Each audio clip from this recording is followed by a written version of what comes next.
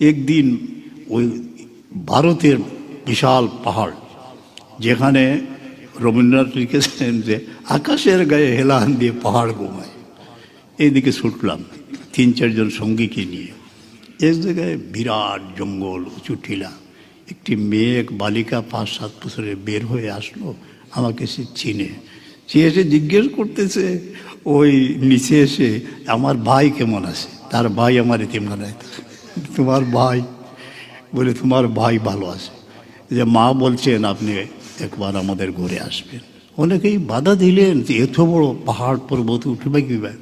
আস্তে আস্তে এই মেয়েটি আমার সামনে, এবং এই অনেক ছোট্ট শিশু দেখেছি, এমন চেহারা কমই দেখেছি, কিছু কাদামাখা, সেরা একটা জামা গায়ের মধ্যে, আর কি যেন বলতে চায়, ওধরে ভাষা নেই, অনেক কিছু। আমার হাত ধরল, সেখানে উপরে উঠলাম, একটা চাটাই নিয়ে আসলো।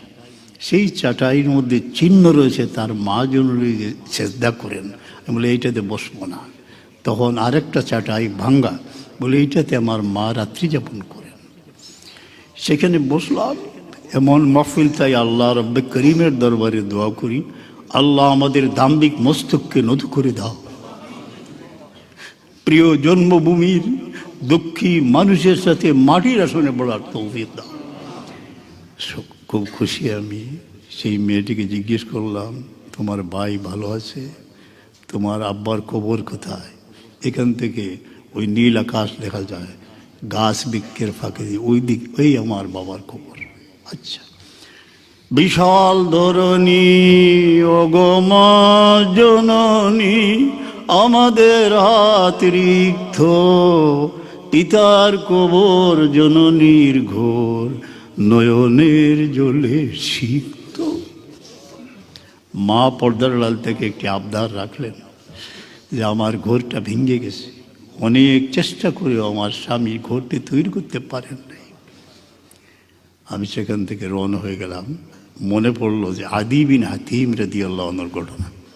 তার নিজের কিচ্ছা বর্ণনা করতেছেন, যখন তিনি রহমতুল্লাহের সামনে আসলেন, হাত ধরে হুজরার দিকে রওনা হলেন।